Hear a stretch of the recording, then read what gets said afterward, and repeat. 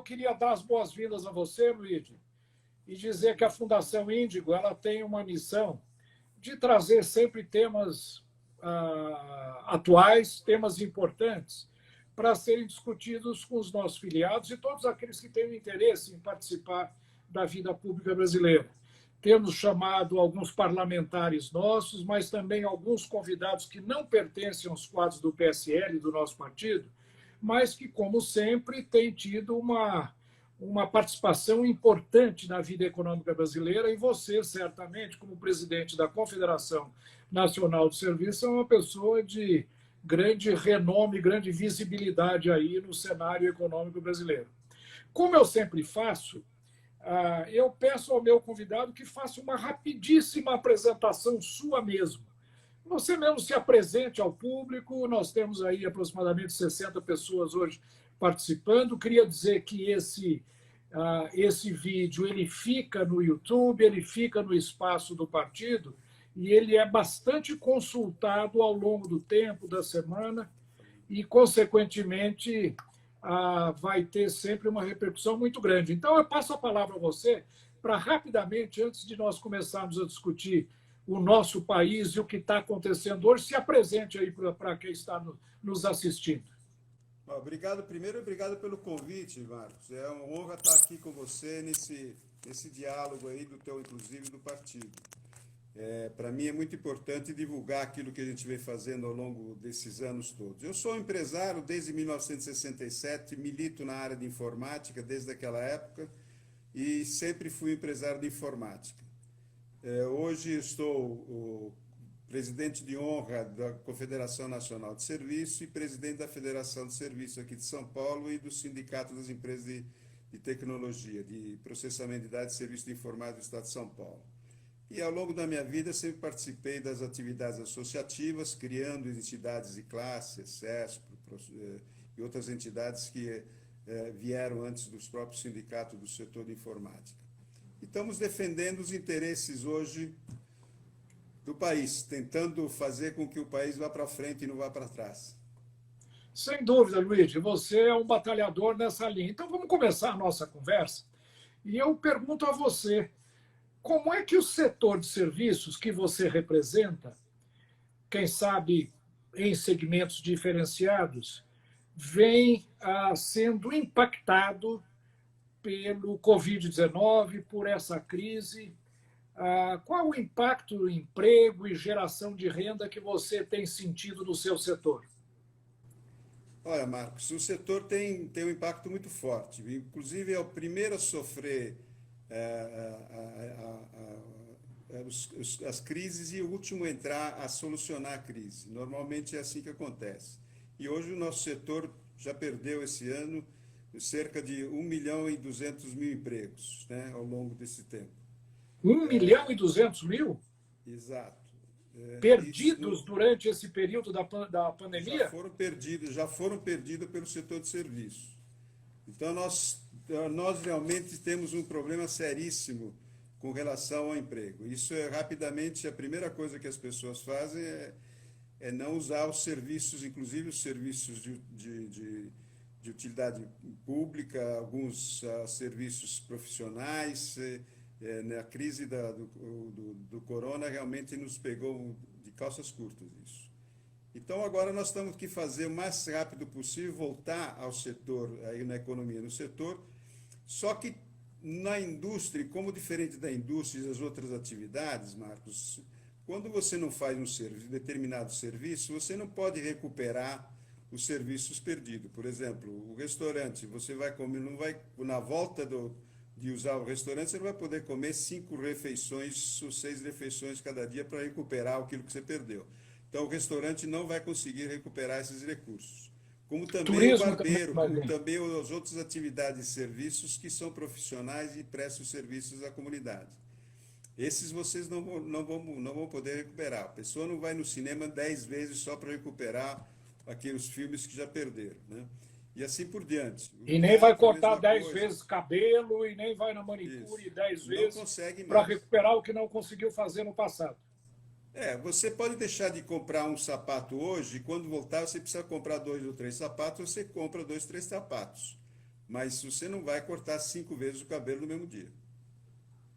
Então, isso realmente é uma diferença em termos de volta à economia formal, a economia que perdeu esses recursos e os empresários que perderam esses recursos. Por isso que uma das coisas que a gente tem feito pressão para o governo, financiar essas atividades para que elas não parem e se mantenham vivas, né? Isso é muito importante, tem que ser acontecido. E o último programa que o governo federal fez, eu acho que foi bastante importante. Vamos ver se realmente a gente vai conseguir esse recurso através do Pronamp. Muito bom. Para financiar as pequenas e médias empresas, principalmente. Agora, esse é um problema que nós estamos vivendo, Luigi, é um problema sistêmico, é um problema que toda a economia está vivendo. Eu sei que o governo está lançando uma série de programas, uma série de projetos para atender micro, pequenas empresas de todos os setores, não só prestadores de serviço, mas também da área de industrial, inclusive autônomos, aqueles que trabalham por conta própria e assim por diante. A pergunta que eu faço, inclusive um dos nossos amigos que estão aí nos assistindo perguntam, olha, mas qual é a solução? O que é que a Confederação Nacional de Serviços propõe como medida de fundo, como medida importante para recuperar o setor, principalmente para a geração de empregos? Eu sei que a CNS tem tido uma participação muito grande nesse debate. E eu queria ouvir a sua opinião. Como é que nós fazemos para gerar emprego, pagar bons salários para os trabalhadores brasileiros do setor de serviço, em geral, em todos os outros, e como é que nós podemos superar essa dificuldade hoje? Que medida seria, digamos, a fundamental na visão do setor de serviço? Pois é, o setor de serviço representa 75% do emprego no país.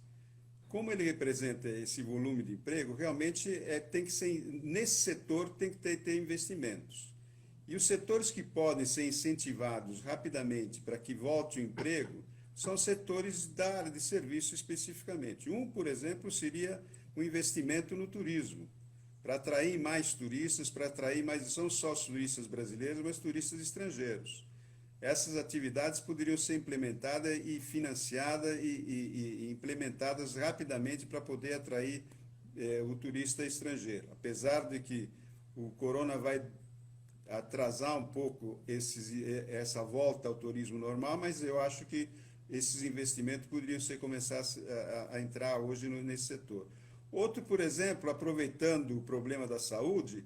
Mas deixa eu só te interromper aí, Luiz, de um minutinho. Você falando no setor de turismo, a gente tem lido aí na imprensa que há um temor muito grande na China e, eventualmente, até começando na Europa também, de uma segunda onda do coronavírus. Isso não vai prejudicar a retomada desse setor de serviço, de turismo? Olha, Marcos, esse problema do corona, eu acho que tem se falado muito, mas tem pouca gente que não conhece direito como é que funciona esse vírus. Eu tenho acompanhado o desenvolvimento e as críticas que são feitas hoje na própria Europa, na própria Itália, principalmente, sobre o entendimento do que é esse vírus. E eu acho que fazer uma definição clara, eu acho que é impossível hoje definir como é que é esse vírus, se funciona, como é que ele se comporta, se vai ter segunda onda, se não vai, se é um vírus mesmo, se é alguma coisa que pode ser tratada. Agora parece que tem até um remédio que pode ser tratado, esse vírus, antes de que ele seja mais perigoso. Então, claro que só vai resolver quando chegar a vacina. E a vacina, infelizmente, não vai chegar esse ano, provavelmente no começo do ano que vem, é que vai efetivamente ter a possibilidade dessa vacina. Mas eu acho que a infraestrutura do setor de turismo pode ser implementada agora, desde já, prevendo e se preparando, inclusive, para atrair esses turistas estrangeiros e próprio turista brasileiro nessas áreas.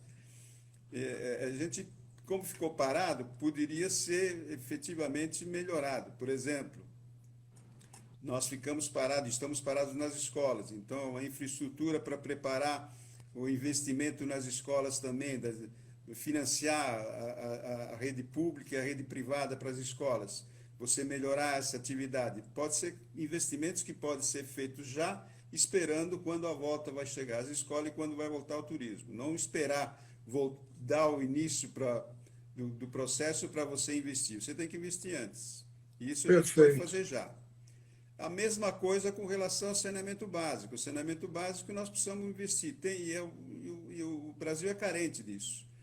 A quadra saneamento básico é na saúde.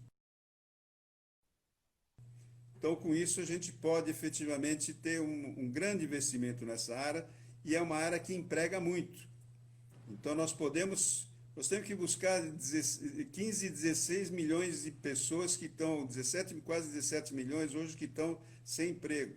Nós temos que dar emprego para essas 17 milhões de pessoas. Não vai ser, infelizmente, a indústria que vai dar. Nada contra a indústria, pelo amor de Deus, mas cada vez mais a indústria vai ser automatizada. O emprego vai ser menor nessas áreas. A própria agricultura também, que emprega bastante, e também cada vez mais vai ter mais investimento nessa agricultura em tecnologia e vai diminuir o número de pessoas necessárias para operar essas máquinas e esses equipamentos.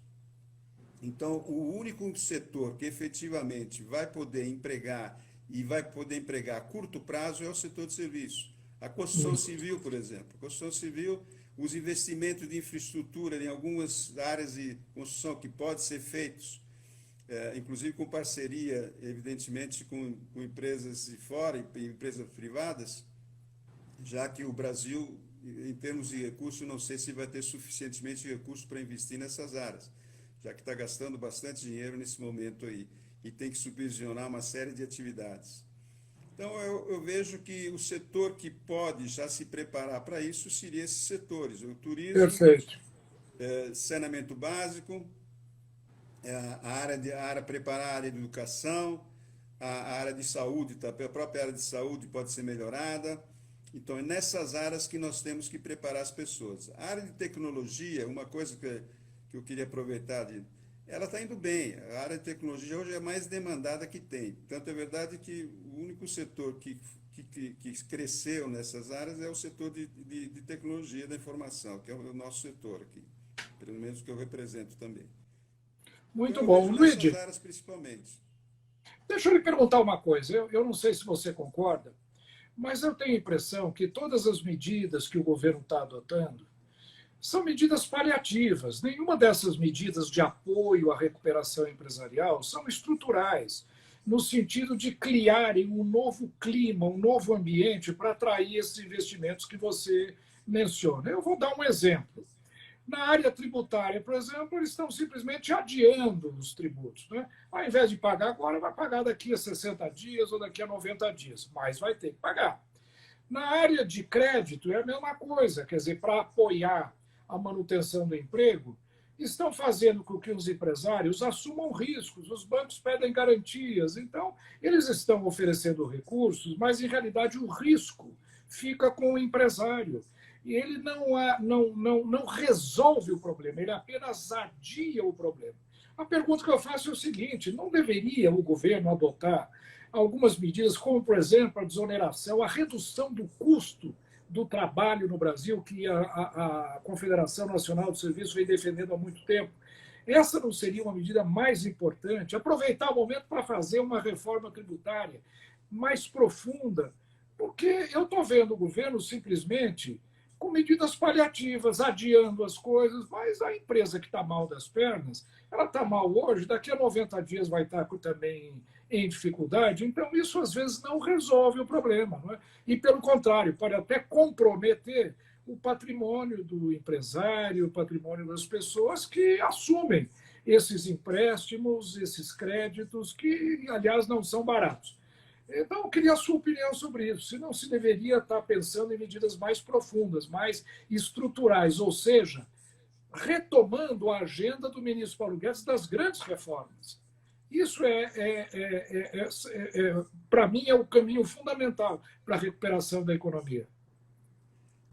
Marcos, eu acho que o governo tomou uma decisão agora, essa recente, foi tomada essa semana, praticamente, que é a Pronamp, que é um financiamento para micro e pequenas empresas e empresas que estão necessitando e são os maiores empregadores. Isso vai beneficiar 3 milhões e quase 4 milhões de empresas, de microempresas e quase 800 mil empresas do lucro presumido, praticamente, né?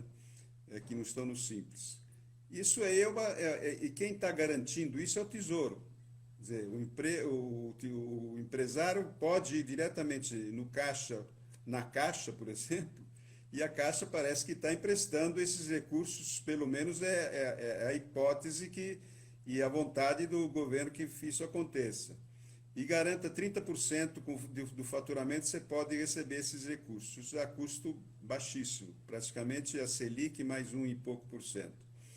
Então, como a Selic está diminuindo, provavelmente esse é um recurso barato e é um recurso que as micro e pequenas empresas nunca obtiveram, porque eles não têm garantia, como você falou, não tem garantia para dar, para fazer o empréstimo. Eu espero que os bancos ponham a mão na consciência e emprestem esse dinheiro que está sendo garantido pelo Tesouro, porque se o pequeno empresário não pagar, quem vai pagar é o Tesouro. Evidentemente, depois o Tesouro vai cobrar dele. É um empréstimo que está sendo feito, não é a fundo perdido. Um pouco disso poderia até ser fundo perdido, como estão fazendo na Europa. Estão dando dinheiro às micro e pequenas empresas, metade a fundo perdido e metade de financiamento, com garantia de 100%, inclusive, do Tesouro. Isso pode ser feito. E nas médias empresas, a mesma coisa. Eu acho que o Tesouro poderia bancar uma parte desses recursos. Lá na Europa estão bancando quase 90%.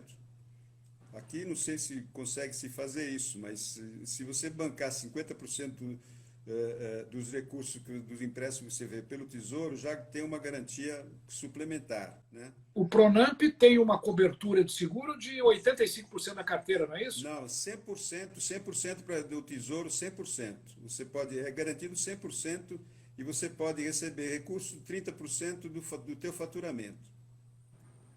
Essa é a proposta.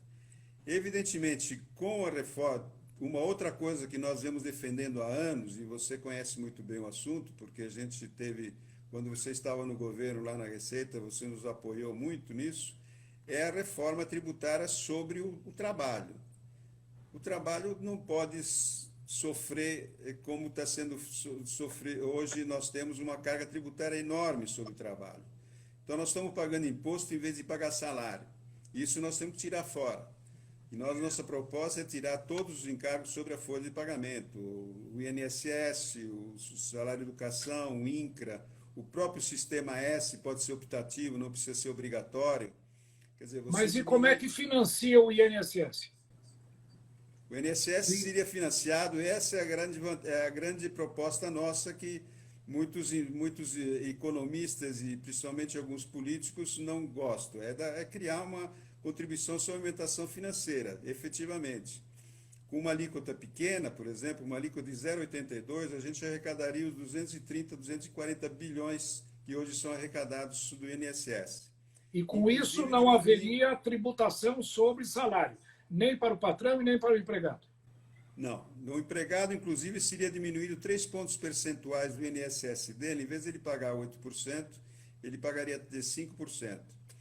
Então, com isso, ele também seria beneficiado que quando ele for sacar o dinheiro no banco do seu salário, ele já foi beneficiado com uma diminuição do INSS, ele vai pagar a contribuição sobre alimentação financeira, mas ele fica neutro. Então, 50 milhões de pessoas que seletizadas não pagariam essa conta. Quem vai pagar a conta seria toda a sociedade, já que todos aqueles que têm uma conta bancária, e hoje nós conseguimos colocar na conta bancária mais de 20, 30 milhões de pessoas que estavam à deriva, né, que a gente nem sabia que existia como pessoas, né, economicamente falando, você está fazendo com que todos participem desse processo de financiamento da Previdência. Esse seria uma coisa que poderia ser implementada imediatamente. É uma proposta que a gente vem defendendo há 20 anos e que eu acho que está na hora de implementá-la. Essa seria a grande reforma na área trabalhista e na área previdenciária. Porque isso reflete também na área trabalhista, porque você aumenta a capacidade de empregabilidade e você está aumentando, inclusive, a possibilidade de empregar mais, com diminuição da carga tributária. O interessante, Luigi, é que essa proposta, ela, de certa forma, ela conta com o apoio do próprio ministro Paulo Guedes, não é? Que tem manifestado aí o desejo de desonerar a folha, tornar o salário, o preço do salário, o preço do trabalhador para o empresário mais baixo e, com isso, ampliar as oportunidades de emprego, geração de novos postos de trabalho, mas o legislativo tem sido contra, e o próprio presidente da República tem declarado que não quer um tributo sobre movimentação financeira, porque se assemelha à CPMF, inclusive foi uma das razões de eu ter saído do governo. Né? Como é que você vê isso? E que perspectiva você vê para que isso seja eventualmente aceito? Eu queria só dizer para você o seguinte: o PSL tem alguns projetos que vão nessa linha. Inclusive, estamos realizando agora uma ampla pesquisa popular para saber o que é que a sociedade, o povo em geral, acha dessa proposta. Acha de um tributo sobre movimentação financeira. E acredito que em breve nós teremos algum resultado sobre isso. Mas a oposição é grande. Como é que você propõe superar essas dificuldades? Olha, Marcos, esse negócio da contribuição sobre alimentação financeira, o famoso CP, ele é uma questão de, eu acho que mais ideológica do que técnica, porque todo mundo é contra, ou pelo menos, não, mas a contribuição sobre alimentação financeira eu não gosto, né? A CPMF não gosta por quê? Porque não sabia que imposto, primeiro não sabia que imposto tem gosto, né? Então, vamos ter que criar um gosto para esse tipo de imposto. Eu estou querendo até lançar uma cachaça CPMF, para que as pessoas pudessem usar, experimentar que gosto tem a CPMF, porque não é possível que as pessoas simplesmente criem um processo dizendo, olha, não, eu não gosto desse tipo de imposto, esse imposto é ruim, mas não justifica porque imposto é ruim. Não justifica com dados e nem com números. Ou seja, não Então, já viu, que não não existe conhece, mas gosto, não eu estou gosta. querendo fazer um lançamento de marketing sobre uma cachaça CPMF. Então, o pessoal vai lá, quando o deputado quer saber o gosto, eu dou um pouco de cachaça CPMF para ele sentir o gosto da CPMF. Quem sabe ele acaba gostando e apoia essa ideia. Eu estou falando isso aqui um pouco jocosamente, Marcos, mas é uma forma de você desmistificar isso, não tem outra alternativa. O presidente Bolsonaro acho que foi muito mal orientado quando ele defendeu essa ideia de não ter CPMF, né? Ser contra a CPMF. Porque a CPMF é um imposto que está sendo usado agora, inclusive, quase em todo mundo, inclusive como experiência, em É várias verdade. Mas atividades, aqui em no vários Brasil, países. esse imposto, que é um bom imposto, foi muito mal utilizado, porque ele não veio substituir outros impostos, ele veio para ser um imposto a mais e ficou muito antipático. Houve uma reação popular muito grande. Agora, se ficar claro que um tributo ou um imposto sobre movimentação financeira vem, mas em compensação vários outros impostos vão desaparecer e a mesma arrecadação se faz com esse tributo sobre movimentação financeira e com aqueles tributos que serão eliminados, que são muito piores, quem sabe dessa maneira a sociedade entenda e venha apoiar o tributo. Inclusive, o governo está, já há algum tempo, está querendo propor a unificação do PIS e o COFINS, você sabe disso, né? Então, seria uma alternativa para simplificar um pouco o imposto federal, unificando o PIS e o COFINS, né? E se utilizando isso de uma forma não cumulativa, né? Em vez de ser, hoje nós temos o PIS e o COFINS cumulativo e o PIS e o COFINS não cumulativo. Então, seria transformado em tudo não cumulativo. E com isso você uniformizaria o procedimento para todos os setores da economia, de serviço, indústria, comércio, agricultura, para unificar o tipo de imposto com uma alíquota única para todos, não diferenciadas, né? Essa, pelo menos, era a ideia que estava surgindo lá atrás e vem sendo conversado, me parece que ainda continuam conversando sobre isso. Nós temos que dimensionar, se você diminuir, isso só pode ser feito, Marcos, se você efetivamente exonerar o trabalho para o setor de serviço, porque se você aumentar a carga tributária de um imposto, um PIS e um COFINS não cumulativo para arrecadar a mesma coisa que está sendo arrecadado agora, realmente a alíquota vai muito alta. Então, não tem como compensar a diminuição de carga tributária para o setor de serviço. Só você vai conseguir isso diminuindo a carga tributária sobre a folha de pagamento, que é a matéria-prima do nosso setor, né? Isso poderia ser uma alternativa. Dosar essa alíquota que vai ser utilizada entre o PIS e o COFINS que querem unificar, e com uma diminuição drástica de eliminar todos os encargos sobre a folha de pagamento. É só uma questão de analisar. Nós fizemos várias simulações sobre isso, Marcos, e a gente chegou a uma alíquota mais ou menos de uns 6, máximo de 6,25, uma coisa assim, para que ela fosse neutra caso houvesse desoneração da folha de pagamento como um todo. Outra alternativa que eu acho que vale a pena, não sei por que as pessoas não gostam do imposto cumulativo, né? Mas se você tiver um imposto cumulativo pequeno, você simplifica também o problema da arrecadação. O imposto não cumulativo, você sempre tem que fazer uma compensação das despesas que você fez, do crédito que você tem, etc. É um complicador sistêmico de financiar. É um tributo muito burocratizado, né? Muito difícil de ser apurado. Se você fizer uma alíquota pequena, por exemplo, quem sabe que uma alíquota pequena de 2% não cumulativo do PIS e COFINS, a gente consegue arrecadar a mesma coisa que arrecadaria com uma alíquota de 11% ou 12% que não cumulativo, né? E com a diminuição da carga tributária sobre folha de pagamento, isso acho que seria uma coisa que a gente deveria pensar, e não ficar só com esquemas, com aquela alternativa de não cumulatividade. Mas o que é não cumulatividade hoje? Cada vez mais a cadeia produtiva, você sabe muito melhor que eu, que é um estudioso disso, a cadeia produtiva das várias cadeias está diminuindo cada vez mais. Então, não são cadeias longas que isso vai acumulando ao longo do processo todo. Por isso que eu acho que uma contribuição sobre alimentação financeira e uma alíquota do imposto federal, vamos chamar assim, com uma alíquota cumulativamente, e não cumulativamente, com uma alíquota pequena, nós consigamos arrecadar a mesma coisa sem aumento de carga tributária e simplificar o sistema. Porque você sabe que quando você compensa créditos, tem sempre aquele que ganha mais em relação ao outro que ganha menos e tem a análise tributária que todo empresário faz e como tentar pagar menos impostos. Com a cumulatividade, não. Com a cumulatividade, ele sabe que vai pagar uns X% do seu faturamento e pronto. Perfeito. Não, eu acho que esse tributo sobre movimentação realmente é um tributo moderno, é um tributo automático, não gera custo, ninguém precisa declarar nada, não vai ter corrupção, não vai ter fiscal entrando na casa de ninguém pedindo livro nenhum.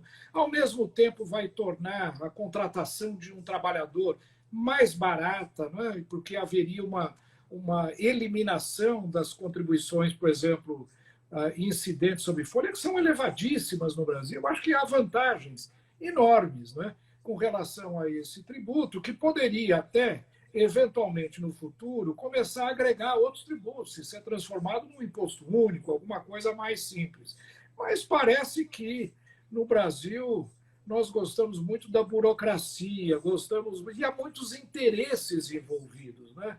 Muitos interesses que são aqueles que não querem mudar, que já se adaptaram ao atual sistema, ainda que a grande maioria sofra muito, e não quer mudar, e fazem uma oposição muito grande, se resguardando na evasão, na sonegação e, às vezes, até na corrupção tributária. Mas eu acho que esse é um ponto muito importante, Luiz. Eu queria aproveitar, Marcos, você me fez uma pergunta que eu acabei não respondendo. Que mais coisas o governo federal poderia fazer para melhorar o problema dos impostos? Nós temos, o governo federal é devedor de uma série de precatórios, que já foram julgados, já foram definidos na justiça, isso amonta cerca de 230 bilhões de reais. Por que o programa não pode ser feito agora, nesse momento, que precisa colocar mais recursos no mercado? Os governos municipais, estaduais e federais não pagam essa conta imediatamente. Você diminuiria esses passivos judiciários que existem, esses recursos judiciários seriam pagos imediatamente para o credor disso e você estaria colocando esse dinheiro no mercado. Isso não é pouco, é 230 bilhões. Falar, mas como é que você vai fazer isso? Bom, eu acho que o governo federal poderia bancar e dar garantias para os estados e municípios pagarem essa conta, como ele fez agora com o auxílio que está fazendo para os estados e municípios, o dinheiro praticamente emprestado ao longo prazo. Já em vez de emprestar, você paga as suas dívidas, fala para o Estado e município pagar suas dívidas, com isso diminuiria, Então inclusive... faz a compensação, né? Faz a Compensa. compensação, se Perfeito. tiver algum imposto para pagar, você faz. É, Inclusive, você diminuiria o déficit dos municípios e estados, e eles poderiam buscar dinheiro fora, buscar dinheiro em outra linha de financiamento, com esses pagamentos já honrados por eles que estão devendo. A sem mesma dúvida coisa os alguma. créditos de ICMS também. Por que não pagam os créditos que, especialmente os industriais, têm sobre Crédito ICMS? acumulado, né? Que tem crédito que o Está governo acumulado. não devolve ao empresário. Então, eu acho que o governo, nesse momento, deveria aproveitar e pagar suas contas também. A mesma coisa que que ele está fazendo, financiar o empresário para pagar as contas, podia pagar suas contas, fica mais fácil, inclusive, diminuir o seu déficit interno de cada município, de cada estado e da própria União. Perfeito. Muito bom. Isso seria uma Eu, coisa que poderia ser implementada imediatamente também. é. Há um projeto que foi lançado ontem, ou hoje, até eu nem sei, que é um projeto que envolve a transação tributária, ou seja, a Procuradoria-Geral da Fazenda Nacional vai chamar os devedores até um determinado limite, se não me engano, de 150 milhões de cada empresa, e fazer uma renegociação, desde que a pessoa tenha sido prejudicada pelo coronavírus, por essa crise, haveria condição, se não é um refis generalizado, mas é uma negociação que cria condições especiais para aqueles que desejem pagar, fazer o seu pagamento. É uma boa medida, mas você tem toda a razão. O governo também devia, da mesma forma, criar condições para que ele pagasse aquilo que ele deve para as pessoas, aquilo que ele deve em precatórios, em ações tributárias que o contribuinte ganhou, mas que o governo acaba, às vezes, não pagando. Então, acho que tem que haver isonomia. As duas partes realmente têm que fazer um grande programa de compensação para, com isso, reduzir o limite de endividamento cruzado, né? O contribuinte devendo para o governo e o governo devendo para o contribuinte. Pois é, eu acho que isso é uma. Inclusive, ele pode negociar. Cada governo que tem precatório pode negociar com o seu cobrador, né? Pedir abatimento, sem dúvida alguma. Exatamente. Se eu te pago tudo agora, você me dá um desconto. Enfim, É. essa negociação é livre. O mundo Para inteiro poder faz viabilizar isso. esses pagamentos imediatamente, que as pessoas, se os credores estariam aplaudindo essa medida do É governo. verdade. É uma coisa que o mundo todo está fazendo. Os Estados Unidos, que é um país extremamente rigoroso do ponto de vista tributário, faz isso. O IRS, que é a Receita Federal deles, negocia, chama o contribuinte, vê o que ele pode pagar, fazem acordos. Eu acho que isso é muito interessante, ainda mais num momento como esse, onde nós precisamos criar um ambiente favorável ao investimento, mais confiabilidade e mais confiança do empresário no futuro do país. Ô, Luiz, agora... E outra coisa, a dilatação dos impostos. Tem muita gente que está no refis, tem gente que está devendo. Eu acho que nesse momento ele não vai pagar essas contas. Ele pode perder, inclusive, a possibilidade de continuar com esse benefício dos financiamentos, dos parcelamentos dos impostos. É verdade. Seria uma hora do governo financiar esse pagamento dos próprios impostos para refinanciar esses impostos, mas a longo prazo a um juros acessível, diminuindo as multas, diminuindo a possibilidade e garantindo a possibilidade de ele conseguir pagar essas contas atrasadas. Senão ele vai perder os benefícios anteriores que ele conseguiu até agora, porque não tem condição de pagar a sua prestação e a sua mensalidade desses parcelamentos desses refis. Muito bom. Isso também seria feito. Ô, Luigi, deixa eu mudar de assunto agora. Queria ouvir a opinião do seu setor. É lógico que é uma questão que você vai ter, dentre os seus representados, todo tipo de opinião, não é? A favor, contra, no meio do caminho, enfim. Mas nós estamos vivendo uma crise política além da crise econômica, né? Hoje, por exemplo, nós estamos vendo aí o ministro da Educação saindo, deixando o seu cargo. Nós estamos vendo, e muitos daqueles que nos acompanham hoje nessa conversa estão mencionando um relacionamento difícil entre o Supremo Tribunal Federal e o Executivo, O Legislativo agora parece um pouco distanciado disso tudo, mas essa crise política ela prejudica muito a recuperação da economia brasileira. Qual é a sua visão disso? Como é que você vê esta dificuldade entre o presidente Bolsonaro, o seu grupo, a sua equipe e o Supremo Tribunal Federal, que eu vejo cada vez mais assumindo um papel proativo na gestão do país, que eu não sei se é efetivamente a função do STF. Mas qual é a opinião do seu setor? E seu setor não, porque não dá para você falar por todos, mas a sua opinião pessoal sobre isso? Marcos, eu acho que uma das coisas que você falou, vamos começar pelo último, o Supremo. Eu acho que o Supremo hoje está praticamente interferindo em todas as atividades, não só políticas, econômicas, até comportamental das pessoas. Então, eu acho que daqui a pouco eu acho melhor o Supremo fazer um protocolo de comportamento humano das pessoas, como elas têm que se comportar ao longo da vida, para poder viabilizá-las e para que elas não sejam penalizadas com ações de interpretação pelo Supremo. Porque realmente está entrando em tudo e qualquer interferência nesse comportamento até da própria pessoa. Claro que o objetivo do Supremo é ter um comportamento com relação à defesa da Constituição, e esse é a principal. Eu acho que diminuiríamos um pouco também essa possibilidade dos juízes darem toda hora entrevistas longas e demoradas sobre esse tipo de ação, se nós tivemos que ter mais Você está processos falando dessa dos maneira, ministros do etc., Supremo? interferindo em todas as atividades do legislativo, executivo, etc. Eu acho que tem que ser respeitado, é um poder importantíssimo, é um poder moderador, é um poder que tem que julgar os atos de cada pessoa, de cada empresa, de cada cidadão brasileiro, mas dentro de um comportamento em defesa da Constituição. Eu acho que isso é o principal fator do Supremo.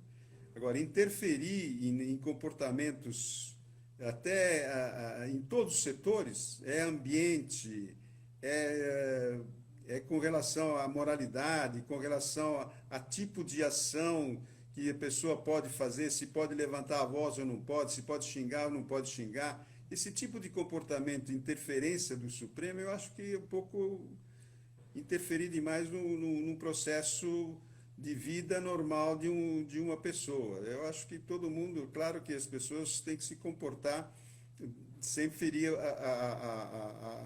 as outras pessoas. Enquanto você não agride uma outra pessoa, você pode se comportar dentro das suas limitações. Agora, definir normas, definir comportamento humano, ético, etc., eu acho que não é função do Supremo. O Supremo é garantir que a Constituição seja praticada por todos e em defesa de todos. E a justiça tem que ser para todas as pessoas, sejam eles políticos, empresários, pessoas físicas, pessoas jurídicas, qualquer um. Tem que todos respeitarem as leis e respeitarem principalmente a Constituição.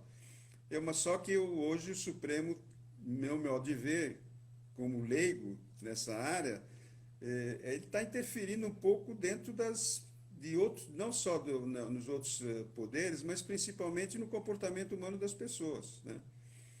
E eu não sei se ele tem os fóruns privilegiados, eu acho que acabaram também, porque agora estão interferindo diretamente na pessoa que precisa estar na rua, né? Que faz demonstração na rua. Pode ser questionado isso. Eu vejo isso um pouco complicado. Com relação à parte política, o governo, evidentemente, sozinho, ele não pode governar. Ele tem que governar com partidos. E tem que governar com os partidos que estão aí, não tem outra alternativa. Não vejo Essa é como não uma outra governar. pergunta que eu ia lhe fazer.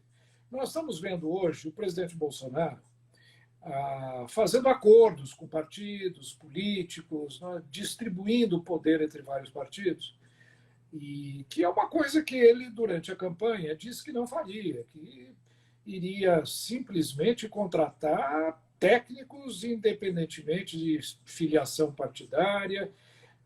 Ele montou uma boa equipe ministerial, mas muito mais baseada em bancadas de interesse. Então, a bancada agrícola deu o ministro da Agricultura, a bancada, digamos, da infraestrutura e tudo mais ofereceu ali um ministro para lidar com isso, conhecedor técnico do assunto, a mesma coisa na área de saúde e assim por diante. Agora, ele está hoje praticando a política que ele criticou muito e que, em realidade, foi praticada por outros presidentes com péssimos resultados. A pergunta que eu faço para você é o seguinte: você vê isso como um retrocesso ou como uma necessidade? Eu, pessoalmente, vejo como uma necessidade. Ele tem que garantir governabilidade, ele tem que ter uma bancada que garanta que os projetos apresentados pelo governo caminhem no legislativo.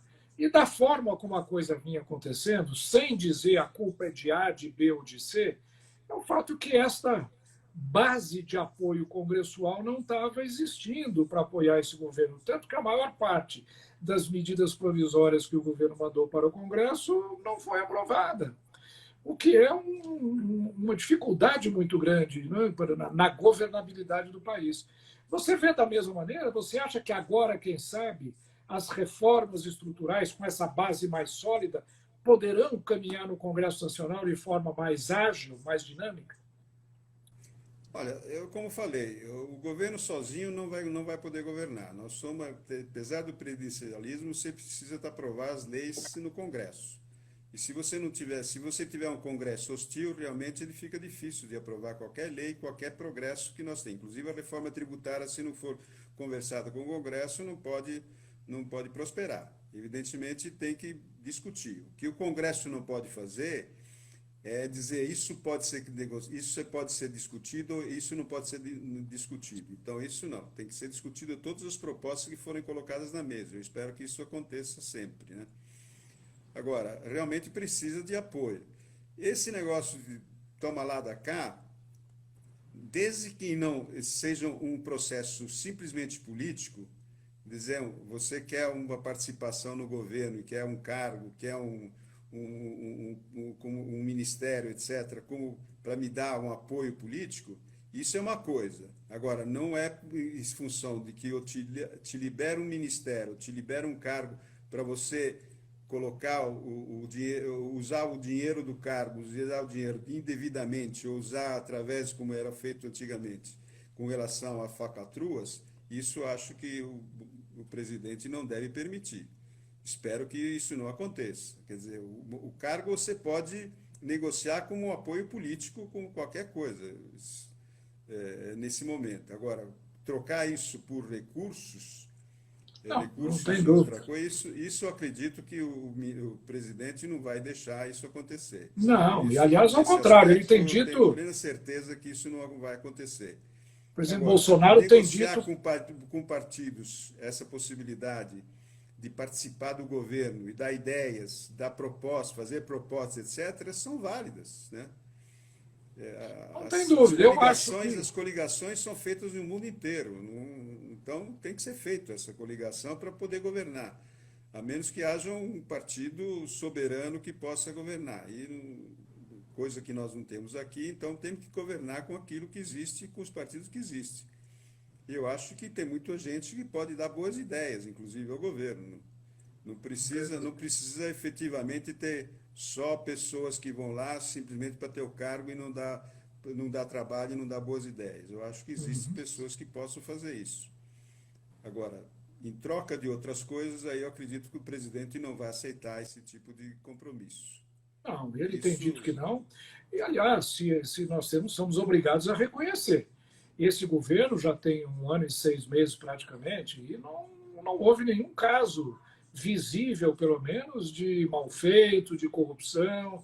Está sendo um governo sério, um governo que às vezes pode não mostrar tanta realização quanto se desejaria, mas um governo que não pode ser atacado do ponto de vista ético na administração.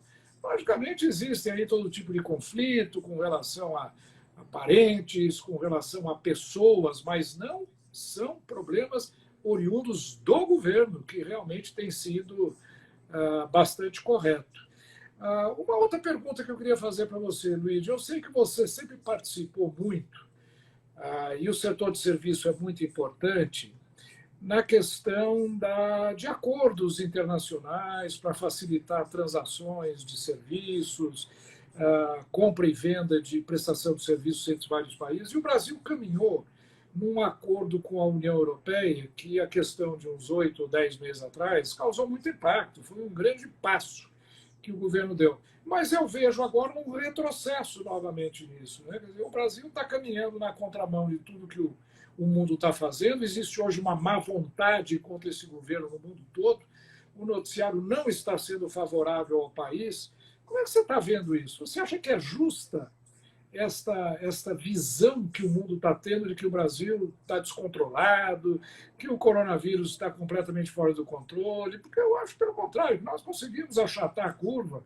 O Brasil hoje tem, comparativamente a vários países europeus, uma situação muito mais favorável do que eles tiveram alguns meses atrás.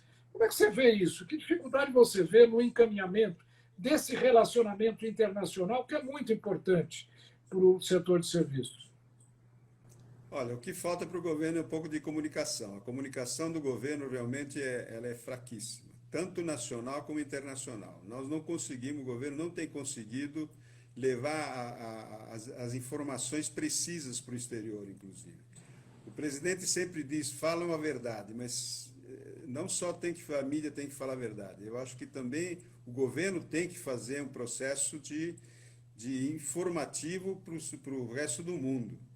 Eu tenho visto alguns jornalistas, inclusive, eu sigo muito o movimento europeu, francês e italiano, e eu vejo entrevistas de jornalistas italianos que estão cobrindo aqui no Brasil, falando coisas horríveis. Ontem eu vi uma que disse que falou, aqui no Brasil, perguntou, mas é verdade, como é que vocês fazem aí que vocês não têm comida e nem água aí no Brasil? Como é que vocês estão conseguindo reverter esse processo da coronavírus? Quer dizer, e dizendo que efetivamente a pobreza, que não se come direito, não se bebe Acho que ela direito, etc. confundiu Venezuela com o Brasil. Exatamente. Eu acho que foi isso que aconteceu. Só que não falam para eles, olha, eu liguei diretamente para a repórter lá, entrava no ar para dizer para vocês, estão falando mentira, não é possível isso aí que vocês estão fazendo. E nós estamos sendo aqui, apesar de que nós temos efetivamente um problema sério ainda de coronavírus e de contaminação, a gente tem conseguido manter um nível de plataforma, vamos dizer, de nível muito baixo em relação àquilo que aconteceu na Itália, aconteceu nos Estados Unidos e está acontecendo agora, parece, até na Índia, que está crescendo um pouquinho lá o processo na Índia, né? E nós temos mantido isso, apesar que isso tem expandido em todo o resto do país, mas nós temos mantido esse percentual bastante baixo em relação aos outros países, em função do número de mortes, por exemplo, por 1 milhão de pessoas, né? Nós estamos lá embaixo em relação a isso. Então, é um pouco de falta de comunicação, eu vejo isso. Por isso que o Brasil não tá se movimentando muito e não está divulgando isso aqui. O nosso presidente Bolsonaro está sendo visto como um vilão lá fora. Uhum. Mas estão comparando ele com uma série de outras pessoas, inclusive com a Coreia do Norte, né? Então, é uma coisa impressionante como a má comunicação tá fazendo com que se perca essa noção do que é o Brasil. Os investidores, Marcos, não estão muito mais calçados e muito mais precisos. Tanto é verdade que o nosso setor da economia, por exemplo, nessa área de investimentos, ele não tem sofrido muito. Aliás, tem até crescido um pouco os investimentos no país, apesar de ter muito recursos indo embora, mas estão voltando. E nós temos que aproveitar isso, Marcos, porque a liquidez no mundo está aumentando tremendamente. Todos os países estão colocando dinheiro no mercado. Então, vai sobrar dinheiro para investir em algum lugar. Essas pessoas que recebem o dinheiro, os recursos, eles vão ter que investir. E um dos países que mais podem investir é o nosso, porque nós temos não só necessidade desse investimento, mas temos capacidade de pagamento também desses investimentos, né? E nós temos um privilégio, Marcos, que nós temos uma agricultura forte, temos uma mineração forte, temos uma parte de todos os minérios e especialmente de indústrias alimentícias, etc., muito forte. Isso nos está garantindo os recursos necessários, básicos, para a gente manter uma economia ainda estável no país e com possibilidade de ter um superávit, inclusive nós temos tido um superávit comercial. Então, eu acho que é uma necessidade de adequar. Eu concordo com o Guedes dizendo que a gente vai sair mais cedo do que os outros países da crise, porque nós temos uma base muito maior do que os outros países não têm, que são os recursos naturais e os recursos alimentares. Nós podemos abastecer o mundo inteiro de alimento e dos minerais. Portanto, a gente tem recursos naturais muito importantes aqui. Nós temos água, temos oxigênio, temos possibilidade de expandir a área agrícola, etc., que pode aumentar tremendamente a possibilidade no comércio exterior. Né? Muito bom, Luigi. Se Deus quiser, espero que você esteja certo. Eu queria agradecer muito a sua participação, já estamos há 1 hora aí conversando, e foi extremamente interessante. Eu quero deixar um convite para você voltar e conversar conosco novamente sobre temas da atualidade econômica, social e política do Brasil. Essa live que nós fazemos, ela, como disse, tem a missão de informar os filiados do PFCL. Esses vídeos permanecem no nosso site, são muito consultados, e eu acredito que essa conversa foi muito útil para aqueles que puderam nos acompanhar ao longo dessa tarde. Eu vou passar a palavra a você agora, Luiz, para você dar suas considerações finais, mas repetindo, fica o convite para nós voltarmos novamente, quem sabe numa conversa com o professor Fernando Rezende, que vai fazer um webinar divulgando os resultados de uma pesquisa, um trabalho, em realidade, que ele elaborou juntamente com a Fundação Indigo para avaliar, né, as medidas de recuperação que o governo está fazendo, os perigos, as dificuldades que nós vamos enfrentar. E isso é um tema que vai interessar a todos, aos militantes, aos nossos candidatos, às nossas bancadas de deputados, vereadores e senadores. Então, fica o convite para você voltar naquela conversa que deve ocorrer agora aí ao longo do mês de julho, quem sabe no começo do próximo mês. Mas eu passo a palavra para você aí se despedir, e não sem antes agradecer muito a sua participação aqui conosco hoje. Marcos, eu que agradeço a gentileza de ter essa oportunidade para mostrar o que é o setor de serviço no país, defendendo algumas teses, algumas ideias que a gente tem ao longo desses anos todos de vivência empresarial, e poder contribuir cada vez mais com o país, no desenvolvimento do país. Esse é o nosso objetivo. A gente não temos partido político, o único partido político que a gente tem é a defesa da economia brasileira e do desenvolvimento do país, e principalmente a empregabilidade, que nós temos que buscar um emprego para 18 milhões de pessoas, 17 milhões de pessoas, urgentemente para isso. Te agradeço muito essa oportunidade para que possamos colocar na mesa algumas ideias que às vezes são um pouco polêmicas demais, mas tem que ser discutidas. Muito obrigado pela oportunidade.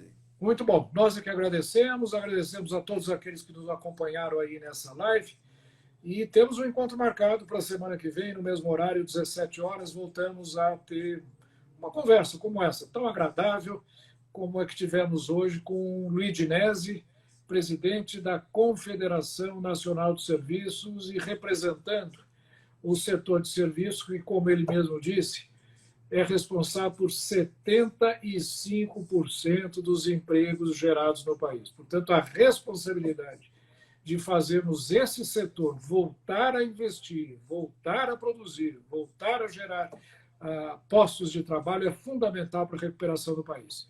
Boa tarde a todos e até a próxima quinta-feira. Boa tarde, Luiz. Mais uma vez, obrigado. Obrigado.